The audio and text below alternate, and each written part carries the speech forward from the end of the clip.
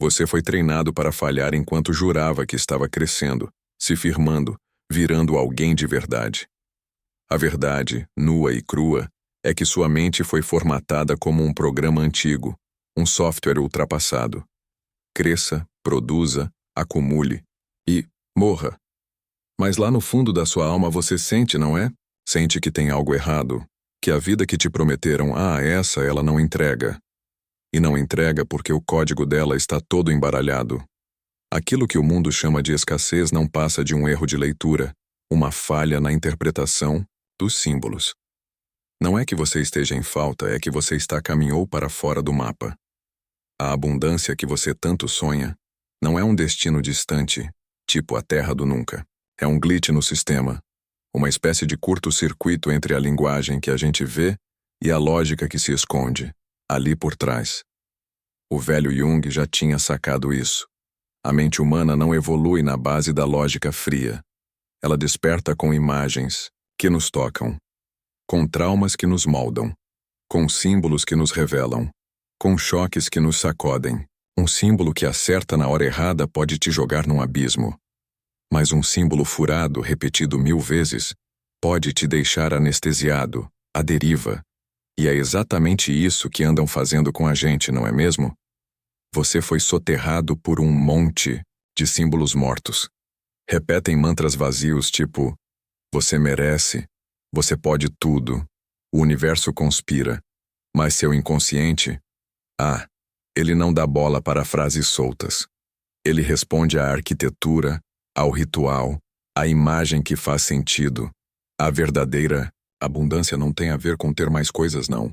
É sobre mudar o tipo de informação que sua mente consegue processar. Não adianta querer um rio de dinheiro se a sua linguagem simbólica ainda vive mergulhada na culpa. Para que afirmar riqueza se sua memória celular, teimosa que só ela grita: isso vai me isolar? O cérebro, veja só, não faz a menor distinção entre um símbolo e a realidade. Se você sonha que está caindo de um penhasco, seu corpo reage com um pânico que parece de verdade. Então, imagine só o que acontece quando você sonha com a pobreza, ou pior, quando vive acordado como se ela fosse sua sombra. Não me refiro à pobreza de carteira vazia, mas à pobreza de linguagem, de gestos, de um mundo interno que minguou. A nova psicologia da abundância começa com a desconstrução do ego produtor, aquele que só pensa em fazer, fazer, fazer. Jung via o inconsciente como um grande laboratório de ideias, mas hoje a gente sabe. Ele é como uma nuvem gigante de dados, um campo onde moram versões suas que você ainda nem acessou. E cada uma dessas versões já habita uma realidade diferente. A escassez que você sente pode ser só o resultado de ter se fundido, sem querer, com a versão errada de si mesmo. Sabe aquela escolha de ser o personagem obediente? Aquele que não brilha demais, que não causa desconforto, que se explica por tudo, que se sabota sem perceber? Não foi por fraqueza, viu? É porque o sistema premiou o servo, não o criador. Acontece que agora, o criador que existe em você quer voltar, e ele te dá sinais. Você sente nos sonhos que te tiram o fôlego, nos lapsos de memória que te fazem pensar, naquela sensação de que algo grandioso está chegando, mas você ainda não consegue dar nome. Isso é o self, a sua essência mais pura. E ele não quer que você simplesmente ganhe dinheiro. Ele quer que você colapse o paradigma da escassez. Ele quer que você rompa com a lógica moral da privação, que pare de negociar sua potência em troca de aceitação. Ele quer que você se lembre. A escassez é uma peça de teatro, e você nasceu para rasgar o roteiro no meio do palco. A nova abundância não se manifesta como um milagre que cai do céu. Ela se instala como uma interrupção. Ela entra como um bug, um erro que quebra o sistema. É aquele silêncio no meio da frase, um olhar que te desarma. A abundância real não serve ao seu ego, ela serve à sua mutação. Por isso, ela assusta. Por isso, tanta gente se sabota no último segundo como quem joga a toalha. Por isso é tão mais fácil viver na falta do que sustentar o poder que se tem. Você diz que quer prosperar, mas será que quer mesmo? Será que está de fato disposto a ser odiado, invejado, mal compreendido. A abundância tem um preço, e a sua antiga identidade, pode acreditar, não sobreviverá a ela. A escassez, por outro lado, protege. Ela te deixa invisível, inofensivo, desculpável. Mas você nasceu para incomodar, para derrubar dinastias simbólicas, para trazer à luz novos arquétipos. A mente de hoje clama por novas imagens. Chega da donzela ferida.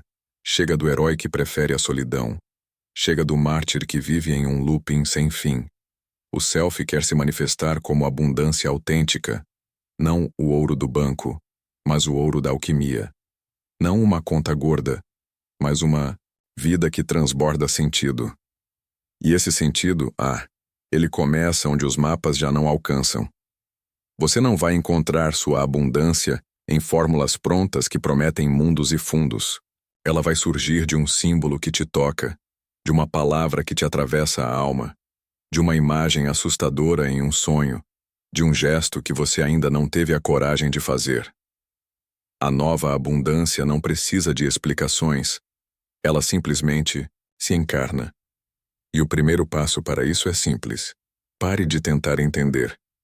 Você não está aqui para decifrar enigmas, mas para lembrar. Lembrar do que você já sabia antes de ser programado para ter medo de brilhar. Aquela parte de você que ainda hesita, que pisa no freio, é só um software antigo, que implora por uma atualização. E essa atualização começa agora. Toda pobreza que a gente sente começa com uma história. Mas não é aquela história que a gente lembra. É a que nos contaram antes mesmo de a gente entender o que eram palavras. Você ouviu, viu e absorveu símbolos que se enraizaram como verdades absolutas. E esses símbolos, veja só, viraram seus deuses internos, ou melhor, seus tiranos. Na psicologia profunda, a gente chama isso de arquétipos dominantes, formas primordiais que moldam seu comportamento, mesmo quando você jura estar no controle do volante. O arquétipo, ele não pede licença. Ele entra em cena, toma o controle e dirige sua vida como se fosse você. Você acha que procrastina porque é preguiçoso? Nada disso. É o arquétipo do fracasso se exibindo, pedindo para não ser visto. Você acha que não tem sorte no amor? Que nada? É o arquétipo da servidão, implorando por um agrado, por aprovação. E você, que vive achando que não nasceu para ser próspero, está apenas sob o comando do arquétipo do exilado, te mantendo longe do templo da abundância. Esses arquétipos não são ideias abstratas, são forças vivas, sistemas que orbitam seu inconsciente como satélites teimosos. Alguns orbitam tão perto que a gente os confunde com a própria identidade. Eles sussurram nos seus ouvidos. Se você tiver muito, vão te odiar. Se ganhar mais que seus pais, estará traindo-os. Se brilhar, vai ficar sozinho. Se for rico, perderá o que ama. Essas vozes não são devaneios. São códigos culturais e familiares instalados lá na base do seu sistema psíquico. E como qualquer software de sistema, você não os vê rodando, só percebe o resultado. Decisões tortas, sabotagens sutis, uma culpa disfarçada de humildade. Jung chamava isso de complexo, mas a linguagem de hoje pede mais. São programas emocionais arquetípicos autoexecutáveis. Eles se ativam quando uma situação, mesmo que de longe, lembra um trauma antigo. Você recebe uma proposta incrível, e seu corpo, sem que você perceba, responde com ansiedade. Sua mente, ligeira que só ela, inventa um motivo para recusar, mas o que está rolando de verdade é que seu sistema detectou um risco. Risco de expansão, risco de viver algo maior que o script ancestral. E aqui entra o primeiro movimento da nova abundância: a desidentificação. Você não é o personagem que te ensinaram a interpretar. Você pode até agradecer ao arquétipo que te protegeu até aqui. Mas agora, meu caro, é você quem está no comando. E quando você assume esse volante, tudo muda. Porque esses arquétipos só têm poder enquanto você acredita que eles são você. Assim que você os reconhece, eles começam a murchar, a perder a força. Você não elimina o medo. Você o simboliza. Dá nome, forma, cor. Olha ele de frente, conversa com ele. E é aí que você começa a reprogramação simbólica na prática. Pegue um papel. Escreva o nome do seu sabotador principal. Talvez seja o miserável, o rejeitado, o castigado, o filho bom, a filha obediente. Agora escreva o que ele acredita, as frases que ele repete, os gestos automáticos, as reações que te pegam de surpresa. E então, olhando nos olhos dele, diga: obrigado por tentar me proteger, mas eu cresci. Agora eu cuido disso.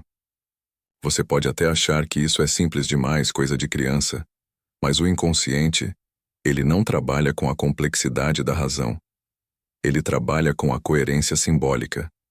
Quando você assume o comando simbólico da sua psique, os arquétipos começam a responder.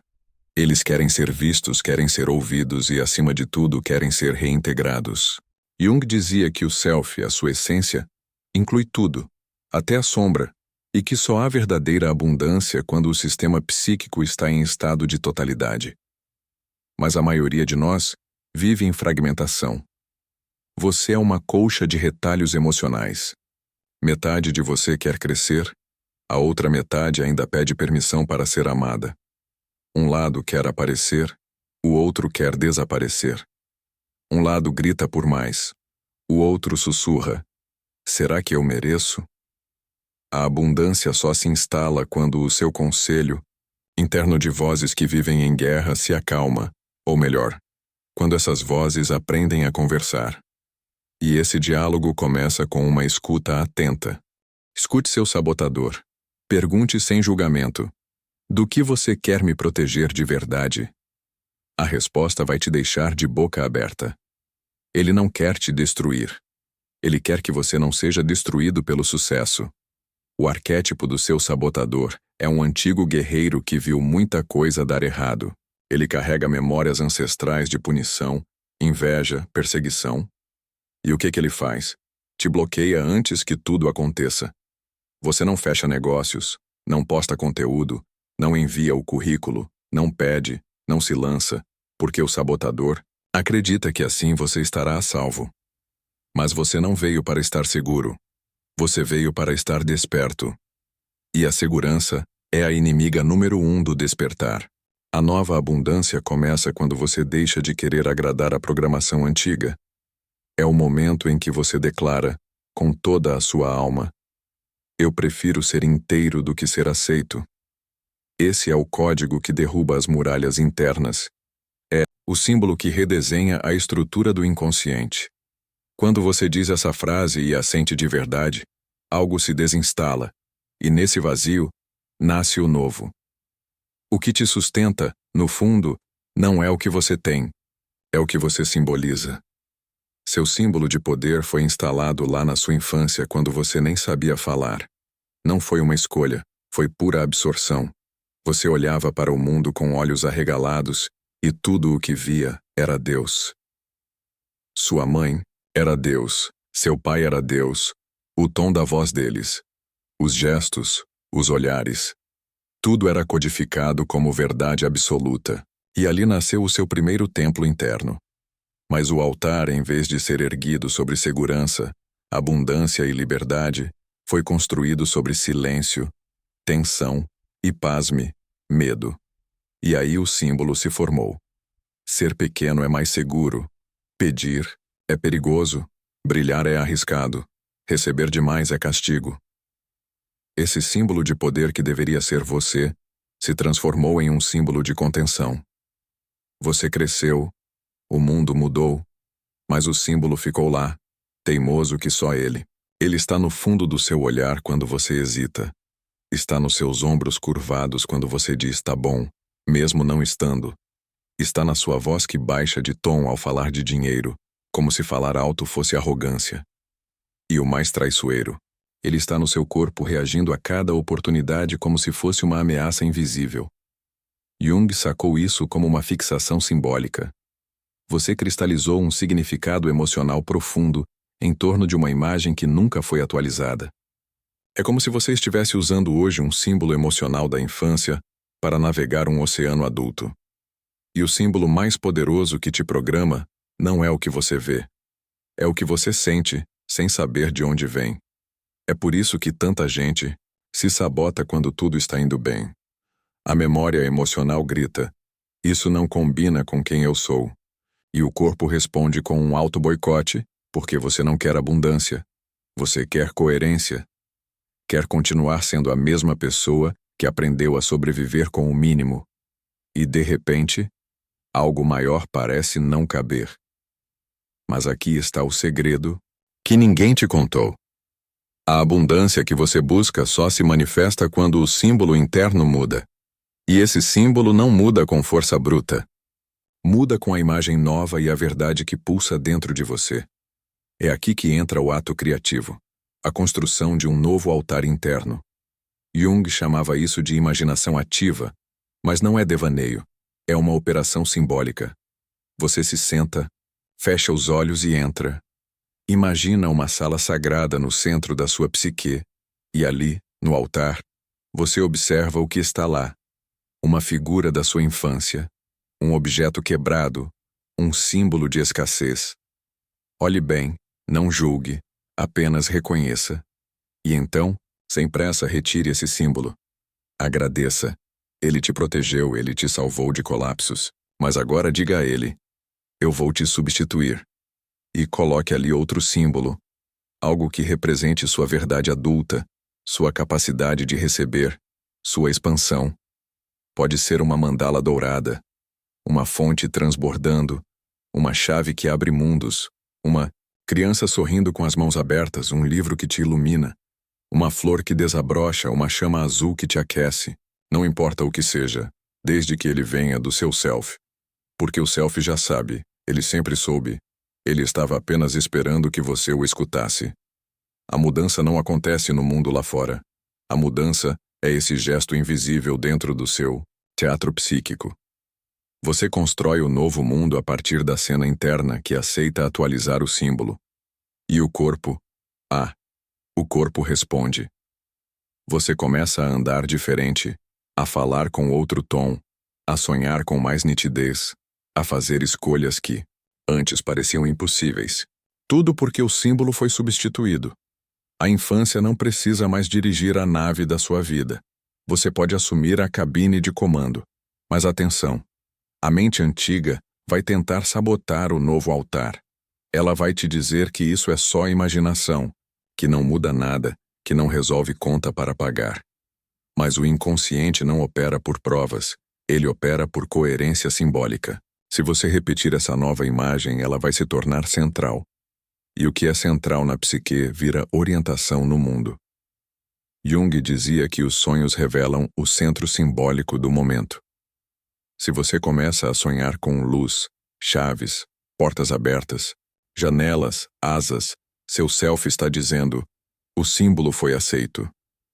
Mas se ainda sonha com escuridão, queda, prisão, é porque algo ainda está retido, e tudo bem. Um altar simbólico não se impõe. Ele é cultivado. É como plantar um novo signo no meio de um campo velho. Você vai regar, proteger, esperar, mas uma hora ele floresce. E quando floresce, muda tudo. Porque a abundância não entra por exigência. Ela entra por permissão simbólica. Você diz sim por dentro e o mundo responde por fora. Você se inclina em gratidão e a vida te devolve com generosidade. Não por merecimento, não por sorte, mas por pura sintonia entre símbolo interno e realidade externa. Seus sonhos não são apenas metáforas bonitas, eles são tecnologia. Não poesia, mas engenharia psíquica. Eles trabalham durante a noite, com uma precisão que nenhuma máquina humana conseguiu replicar. Enquanto você dorme, uma equipe invisível desmonta narrativas antigas, reconfigura memórias, instala símbolos e testa novas versões do seu eu. Só que você raramente presta atenção, ou pior, quando presta, tenta entender com a mente lógica aquilo que só o inconsciente consegue traduzir. Jung descobriu isso cedo. Os sonhos não explicam, eles mostram. E o que eles mostram é o que sua psique ainda não conseguiu dizer em palavras. Mas a maioria de nós ignora. Você acorda de um sonho estranho e pensa: foi só um delírio. Mas não foi. Foi um update simbólico, uma simulação emocional de uma nova realidade possível, ou um alerta de que você está prestes a repetir o mesmo ciclo de sempre. Sonhos são mapas, mas você insiste em caminhar no escuro. A nova psicologia da abundância exige que você aprenda a ler esses mapas e, mais do que isso, que você os use. Cada sonho traz 3 elementos cruciais que você precisa começar a reconhecer: um arquétipo ativo, uma imagem simbólica central e uma emoção dominante. O arquétipo ativo é o papel que você está encarnando ali: vítima, herói, criança rebelde, rei, serva, amante, órfão, louco. A imagem simbólica central é o cenário onde tudo acontece: casa, floresta, mar, túnel, montanha, caverna, festa, guerra. E a emoção dominante é a pista mais importante. O que você sentiu ali é o que está tentando emergir na sua vigília, mas sem filtro. Você sonha que está correndo e nunca chega? Seu self está te mostrando o desgaste de viver perseguindo coisas que não são suas. Sonha que perde um trem? É a imagem de uma oportunidade que você não reconheceu ou que ainda está tentando fugir de você porque você não está pronto. Sonha com dinheiro, ouro, fontes, jardins, castelos? São os arquétipos da abundância tentando furar o bloqueio simbólico da escassez. Mas se nesses sonhos você sente medo, culpa ou vergonha, isso é o seu inconsciente dizendo: você ainda não se autorizou. Jung acreditava que os sonhos eram mandalas em movimento, círculos vivos tentando reorganizar o caos interno. Mas ele também sabia que só o símbolo que é acolhido, compreendido e integrado gera transformação. Por isso não basta sonhar. É preciso agir sobre o símbolo. E isso nos leva à prática mais esquecida da psicologia profunda: a imaginação ativa. Você volta ao sonho, fecha os olhos, reentra no cenário, mas desta vez você não foge, não se sabota, não repete. Você age diferente. Se no sonho havia uma porta trancada, você gira a maçaneta. Se havia uma sombra, você pergunta o nome dela. Se havia um ouro escondido, você o pega. Essa mudança interna reverbera no campo. Não é fantasia, é engenharia imaginal. A imagem transformada na psique gera um novo circuito neural no corpo, e o corpo, ao registrar essa nova resposta simbólica, começa a emitir outra frequência para o campo. O self entende que você está pronto, e a realidade responde de forma sutil. Primeiro, um e-mail inesperado, uma conversa reveladora, um convite improvável. Depois, com mais clareza, uma proposta, um salto, um rompimento, um renascimento. Tudo porque você agiu onde antes só havia repetição. Sonhos são ensaios de mutação, mas só quem tem coragem de interpretar o papel novo no palco da vida colhe frutos. E não estamos falando de qualquer fruto. Estamos falando de uma vida que deixa de ser sobrevivência simbólica e vira território sagrado, onde o dinheiro não é fim, mas espelho, onde o trabalho não é sacrifício, mas extensão do seu símbolo central, onde a realidade externa para de ser um castigo e começa a se curvar à potência interna. Mas isso exige prática. Exige registrar seus sonhos, voltar a eles, desenhá-los, escrever sobre eles, criar com eles. Porque sonhar é um ato passivo, mas transformar o sonho em ritual é um ato mágico. Você quer abundância? Então prepare o campo simbólico para recebê-la. Antes de dormir, pergunte: qual imagem minha precisa mudar para que eu receba o que já é meu por direito psíquico? Não peça dinheiro, peça imagem, peça símbolo, peça gesto. O self vai te responder, sempre responde, mas vai falar do jeito dele, por imagens estranhas, sensações desconcertantes, personagens ambíguos. É a linguagem do mistério, a linguagem do inconsciente. E se você aprender a escutar, você vai ter nas mãos o mapa mais preciso que existe. Um mapa da sua psique em tempo real. E ali, bem no centro do labirinto, está o seu minotauro simbólico, o arquétipo que guarda sua verdadeira riqueza. E como todo mito, ele só cede passagem para quem tem coragem de olhar nos olhos. Você não tem medo de fracassar. Admita. Lá, no fundo, o que te apavora é dar certo. E esse medo não é uma escolha consciente, não. É um reflexo psíquico instalado em você como um alarme silencioso, um zumbido quase inaudível. Toda vez que você se aproxima de algo grande, uma nova proposta que te tira o fôlego, um amor real que parece bom demais, um salto financeiro que te tira da zona de conforto, ele toca. Mas não soa como um alarme estridente, soa como dúvida, como uma onda de ansiedade, como um cansaço que bate sem motivo, como não é bem o momento agora. Você chama de intuição, mas é defesa. Você diz que é sabedoria, mas é uma retração simbólica. O self quer expandir, quer voar, mas o arquétipo sabotador, esse guardião zeloso, quer te manter protegido na caixinha. E ele faz isso te convencendo, sem que você perceba, de que prosperar é perigoso, uma verdadeira armadilha. Jung observou esse fenômeno centenas de vezes. Pacientes que melhoravam, mas então, sem mais nem menos, recuavam, que se curavam de uma doença e misteriosamente adoeciam de novo. Como se uma parte deles com a mão no peito dissesse: assim está bom, não mexe mais pelo amor de Deus. Por quê? Porque crescer exige mudar de lugar no teatro da vida, não é mesmo? Exige abandonar papéis antigos que te vestiam como uma segunda pele, deixar para trás vínculos baseados na escassez, quebrar lealdades invisíveis que te prendem ao passado. A criança que ainda vive em você, com olhos arregalados, tem medo de ultrapassar os pais, medo de trair sua origem, medo de ser rejeitada por aqueles que nunca tiveram nada. E então, sem se dar conta, você começa a minguar. Evita mostrar suas conquistas, recusa oportunidades legítimas que caem no seu colo, aceita menos do que merece, e chama isso de humildade. Mas é contenção, é uma autoaniquilação sutil. Você não quer incomodar porque aprendeu que pessoas brilhantes demais são atacadas, que quem sobe cai, que quem tem muito perde tudo num piscar de olhos.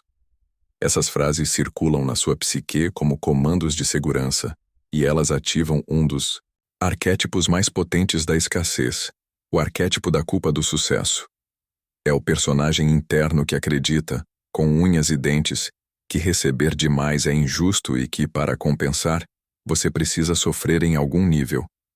Ganhei bem este mês, mas briguei com alguém. Vendi muito, mas adoeci. Fui promovido, mas perdi um amigo. São padrões de compensação inconsciente. Como se a abundância tivesse que vir sempre com um preço alto, um pedinho de sacrifício. Jung via isso como uma questão de equilíbrio psíquico. O inconsciente exige coerência entre o que se tem e o que se acredita merecer. Se você recebe mais do que sua imagem interna aceita, o sistema sabota. E aqui está a verdade dura, como um soco no estômago. Não adianta mais 1000 técnicas de manifestação se o seu valor interno ainda está amarrado a símbolos de alto sacrifício. Você não vai conseguir segurar o que receber. Não porque não pode, mas porque uma parte sua acredita que não deve. E enquanto isso não for simbolizado e transformado, você vai continuar vivendo entre picos e colapsos, entre vitórias e punições invisíveis. A mente racional vai chamar de azar. O inconsciente sabe. Foi proteção. O medo da inveja, do abandono, da solidão. Ele se disfarça de prudência, de cautela, de bom senso. Mas na prática ele congela o seu brilho. Você começa a esconder o que tem, a fingir que não está bem, a se sabotar nos detalhes. E o mundo responde. Porque o campo simbólico não escuta suas palavras. Ele escuta sua coerência energética. E se dentro de você ainda existe uma equação onde prosperar e sofrer depois são sinônimos, o campo vai respeitar essa lógica. A nova abundância exige que você reescreva essa equação, que você atualize sua assinatura simbólica. E essa atualização só acontece com uma confrontação simbólica. Você precisa olhar nos olhos do medo de dar certo, entrar na cena do sucesso, sustentar o prazer, o reconhecimento, o recebimento, sem pedir desculpas, sem se esconder, sem compensar com dor. Isso é treino, é ritual, é prática psíquica. Você começa com gestos pequenos. Aceita um elogio de verdade, cobra o valor justo pelo seu trabalho, publica sua ideia sem medo, compra algo que ama sem culpa, diz sim sem se justificar por isso. Cada gesto desses envia uma mensagem simbólica para o inconsciente. Agora eu posso. Agora eu sustento. Agora eu recebo sem medo. E o sistema começa a mudar. As sincronicidades voltam, as portas se abrem, as vozes internas se reorganizam.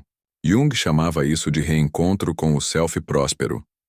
Uma versão sua que não vive em dívida com o mundo, que não sente que precisa pagar por tudo que recebe, que entende que abundância é a expressão do ser, não um prêmio por sofrimento. Mas o self só aparece quando você para de se esconder atrás do trauma. Enquanto você usa a dor como identidade, o self recua. Porque ele é exigente. Ele quer tudo, quer presença inteira, quer coragem simbólica. Não basta querer prosperar. É preciso se tornar alguém que consegue existir sob os holofotes da própria alma. Tem um sabotador dentro de você que não grita. Ele ora. Não diz não faça. Ele sussurra. Isso não é certo. É o arquétipo do santo pobre, do puro que não toca no ouro, do iluminado que renuncia ao mundo para alcançar o céu. Mas ele não te eleva. Ele te diminui. Ele acredita que prosperar é trair a alma, que ganhar bem é impuro, que cobrar pelo que você oferece é um pecado simbólico. Esse arquétipo é sorrateiro porque veste a máscara da luz, da santidade. Ele se esconde dentro de frases como: isso que eu faço é um dom, não posso cobrar. Minha missão não tem preço. Quem tem muito não precisa de tanto. Para que querer mais? E talvez a pior de todas. Se for para mim, o universo vai me dar. Essa última é simbolicamente venenosa, porque te transforma em espectador da própria vida, em criança que espera, em serva que aceita, em ser passivo que confunde fé com paralisia. Jung identificava isso como o arquétipo do mártir, a figura que se anula, se sacrifica, se oferece na esperança de algum dia ser recompensado pelo céu. Mas o céu da psique não responde à anulação. Ele responde à encarnação. Você não veio para se dissolver, veio para se manifestar. E manifestar exige potência, exige estrutura, exige sustentação. E sim, exige dinheiro. Não o dinheiro, como obsessão, mas como forma simbólica da energia vital em movimento. Dinheiro é decisão. Dinheiro é expansão. Dinheiro é símbolo. E como todo símbolo, ele só responde a quem está pronto para integrá-lo. Mas você foi treinado para demonizar esse símbolo, foi exposto a séculos de doutrina que associou pureza à pobreza, renúncia à virtude, silêncio à sabedoria. E agora, mesmo vivendo em outro tempo, sua psique ainda ajoelha no altar da escassez virtuosa. Não por escolha, mas por programação arquetípica. Mas você pode quebrar isso. E quebra não com rebeldia rasa, mas com reverência real. Você não combate o santo pobre, você o liberta. Agradeça a ele. Ele tentou proteger seu coração, tentou te afastar da corrupção, da ganância, da frieza. Mas o símbolo dele ficou congelado no tempo. E agora está na hora de atualizar essa imagem. Imagine ele na sua mente. O santo, o curador, a alma elevada. Agora, ofereça a ele uma nova roupagem. Dê a ele uma casa, uma fonte, uma música, um projeto, uma voz. Mostre a ele que a espiritualidade pode ter forma, que o sagrado também habita, o concreto, que o templo pode ser um estúdio, um canal, um produto, uma empresa. Você não trai a alma ao prosperar, você a manifesta. Esse é o novo arquétipo, o espiritual encarnado. A mulher que fala com Deus e assina contratos, o homem que medita e envia boletos, o artista que canaliza e cobra, a bruxa que cura e recebe. Essa é a abundância sem culpa, sem medo do olhar alheio, sem precisar justificar. Jung dizia que o self é totalidade e que a verdadeira individuação acontece quando todos os opostos se integram. Então, por que você insiste em separar espiritualidade de matéria? Por que esse dualismo ainda te governa? A culpa que você sente por prosperar não é ética, é apego simbólico. Você se apegou à identidade do puro, do doador, do invisível. Mas esse papel já cumpriu sua função. E agora? Você vai continuar ajoelhado diante do altar da escassez iluminada, ou vai erguer um novo altar onde o sagrado e o próspero caminham juntos? Isso é mais do que um gesto interno, é um movimento coletivo. Porque cada vez que alguém quebra esse ciclo e começa a prosperar com alma, uma nova imagem é lançada no inconsciente coletivo. Uma nova referência, um novo caminho. Você não é só indivíduo. Você é emissor simbólico. Você influencia tudo ao seu redor com a sua imagem central. E se sua imagem central for de alguém que serve com amor e recebe com grandeza, o mundo inteiro se reorganiza. Você começa a atrair gente que também quer esse caminho. Oportunidades que respeitam sua alma e sua conta bancária. Projetos que expandem você e o coletivo ao mesmo tempo. Mas tudo começa com uma quebra. A quebra da aliança inconsciente com o sofrimento como prova de valor. Você não precisa mais sofrer para ser digno. Pode ser leve, pode ser bonito, pode ser simples, pode ser muito. Você não percebe, mas já está manifestando o tempo todo. Cada objeto que você tolera quebrado, cada canto da casa que você evita olhar, cada palavra que você diz no automático, tudo é símbolo, tudo é declaração. O problema é que a maioria manifesta a escassez com maestria e nem se dá conta. Você diz, tá bom assim, mas queria mais. Você diz, não é nada demais, ou qualquer coisa serve, e depois se pergunta por que só recebe migalhas. Sua realidade é moldada por escolhas simbólicas, não racionais. Você entra num quarto bagunçado e sente desânimo, não porque o espaço é pequeno, mas porque ele comunica caos. Você usa uma roupa velha e sente vergonha, não porque ela é feia, mas porque ela simboliza que você ainda não se atualizou, não se permitiu ir adiante. Você aceita menos do que merece num trabalho, não porque precisa, mas porque ainda está representando a personagem do sobrevivente. Jung dizia que o inconsciente se expressa através de tudo, não só nos sonhos, mas na sua mesa, no seu corpo, nos seus silêncios. A sua carteira é um símbolo, seu banheiro, sua agenda, sua geladeira, seu celular, seu vocabulário. Tudo está dizendo, isso é quem eu sou agora. E o universo acredita. Porque o universo simbólico não interpreta intenções. Ele responde à forma. A forma é o rito. Você quer abundância? Então começa por aqui. Jogue fora o que não representa mais quem você está se tornando. Pare de dizer sim ao que te apequena. Mude o tom da sua voz quando fala de dinheiro. Não brinque com a escassez, não faça piada com o fracasso, não repita frases que você herdou e que só servem para manter tudo como está. Você quer o novo? Então seja o novo. E isso começa com microgestos. Trocar a senha do banco por uma que represente expansão, criar uma pasta com seus projetos mais ousados, mesmo que ainda estejam no campo do invisível, mudar a foto de fundo do celular para uma imagem que te lembre seu verdadeiro centro simbólico. Crie rituais, não religiosos, mas rituais simbólicos. Coloque uma vela onde você trabalha, um cristal onde você dorme, uma planta onde você se bloqueia. Não é sobre misticismo, é sobre linguagem. O inconsciente lê símbolos e você precisa mostrar a ele que a narrativa mudou. Você passou a vida sendo personagem de um roteiro que não escreveu. Agora é hora de se tornar roteirista. E o roteiro começa pela estética. A estética é o primeiro nível da psique manifestada. Por isso ela é tão poderosa, porque comunica sem esforço. Você entra num ambiente e sente, olha para alguém e intui. Escuta uma frase e percebe. Tudo é frequência simbólica traduzida em forma. Se sua vida está cheia de formas que remetem ao passado, seu inconsciente vai continuar lá. Se seus hábitos ainda obedecem à versão antiga de você, o self não encontra espaço para se instalar. Jung dizia que o self exige uma psique e o mundo exige um corpo disponível. Seu corpo também é altar.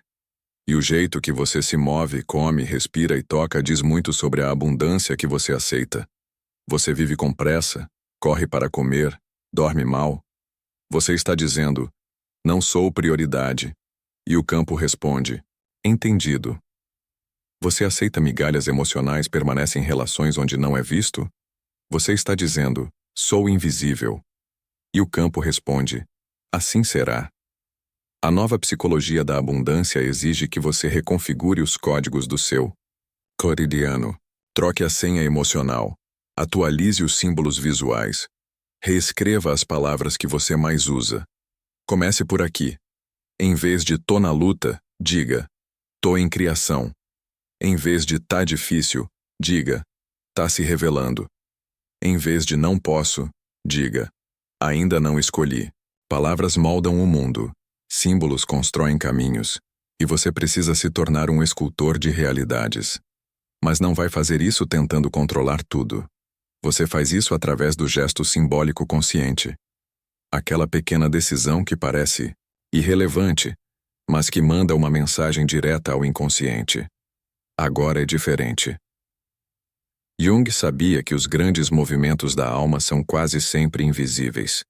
Não são barulhentos, são exatos. Você fecha a porta de uma relação, muda o lugar da cama, escreve um novo nome no caderno, rasga um papel antigo, respira fundo, e o self escuta. Chegamos ao fim do labirinto, ao ponto culminante, a ativação do self abundante. O momento em que o símbolo central é finalmente integrado e a realidade externa se dobra ao poder de quem já reconheceu a própria completude. Porque a abundância, no fim das contas, é lembrar que você já era inteiro antes mesmo de desejar. Você passou a vida procurando respostas, mas as respostas não estavam fora. Estavam dentro, guardadas no cofre simbólico da sua própria psique. Jung dizia que a individuação é a jornada em direção ao centro, e o centro não é um lugar. É um estado de presença onde tudo o que você é, luz e sombra, dor e potência, se acomoda num mesmo corpo. E é nesse corpo simbólico que a abundância se instala, não como prêmio, mas como consequência. O self abundante não deseja. Ele reconhece. Não se compara. Ele vibra em singularidade. Não implora. Ele ativa.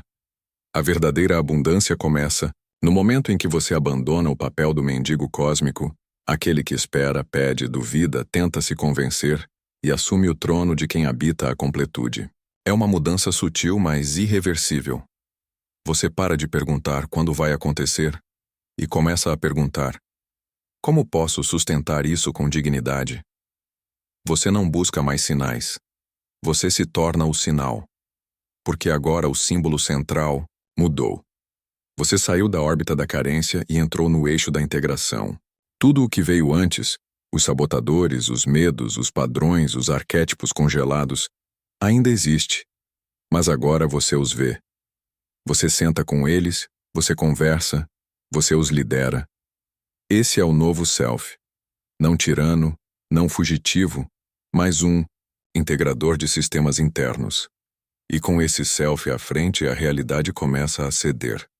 Pessoas chegam, coisas fluem, portas se abrem. Não porque o universo resolveu te ajudar, mas porque você finalmente se tornou compatível com aquilo que já era seu. Você limpou o canal, destravou os códigos, resgatou o símbolo original, e agora ele pulsa. Sua realidade começa a refletir, o centro simbólico renovado. Não vai ser perfeito nem mágico. Vai ser humano, mas profundamente coerente. Você vai perceber isso em momentos simples. Um sim que antes seria um não. Um encontro que muda sua rota. Uma clareza que te invade. Do nada, uma noite de sono onde o sonho diz: agora vai. Esses são os sinais. Mas o maior de todos é interno. Você para de lutar e começa a sustentar. Não é mais sobre correr atrás. É sobre permanecer onde a sua verdade te posiciona. O self abundante sabe que receber exige presença, e presença exige raiz. Você não pode receber de verdade se ainda está tentando agradar a versão antiga de você. Precisa haver ruptura simbólica, e ela acontece com um gesto simples, mas sagrado: a nomeação. Dê um nome ao seu novo estado. Você não é mais a vítima, nem o sobrevivente, nem o santo pobre. Você é o centro, o emissor, o canal, o símbolo. E como símbolo, você começa a criar realidade à sua volta, e ela responde. Jung dizia que o self é como o sol da psique. Tudo gira ao seu redor, desde que você aceite a luz e a sombra. Então, aceite. Aceite ter. Aceite ser visto. Aceite estar em paz. Aceite viver sem precisar se justificar. Isso também é espiritualidade. O self não quer sacrifício, quer inteireza. A abundância que você buscava não estava nas técnicas, nem nos gurus, nem nas estratégias. Estava naquele lugar dentro de você que nunca duvidou, mas que ficou em silêncio esperando que você se cansasse de implorar e finalmente se lembrasse. Agora que lembrou, respira. Seu campo mudou, seu símbolo foi reinstalado e a realidade vai seguir a nova forma. Antes de encerrar nossa conversa, um convite especial. Que tal criar um pequeno altar físico hoje? Pode ser algo simples. Uma vela, uma imagem que te inspire, um objeto especial, um cristal, ou até mesmo um papel com algo escrito à mão. Algo que represente essa nova assinatura simbólica que você ativou aqui dentro de si. Coloque-o num canto visível, onde seus olhos possam encontrá-lo com frequência. E toda vez que passar por ele, lembre-se: a abundância não é sobre o que você conquista, é sobre a coerência com quem você sempre foi. O símbolo está ativo, o self está desperto. Agora caminhe e deixe que a realidade venha até você. Se este conteúdo te acompanhou até aqui, se ele despertou algo real aí dentro e fez seu coração vibrar, guarde este espaço com carinho. E se você sentir que isso pode acender uma luz para alguém mais, alguém que também busca a própria metamorfose, por que não compartilha? Mande para quem precisa de um lembrete de que mudar, sim, é possível. E se você quiser caminhar junto nessa jornada de despertar, se inscreva no canal. Cada comentário, cada like, cada gesto seu aqui ajuda a manter viva essa troca e a fazer com que mais pessoas encontrem esse lugar de transformação silenciosa, mais profundamente real. A abundância, afinal, começa quando a gente compartilha o que transbordou.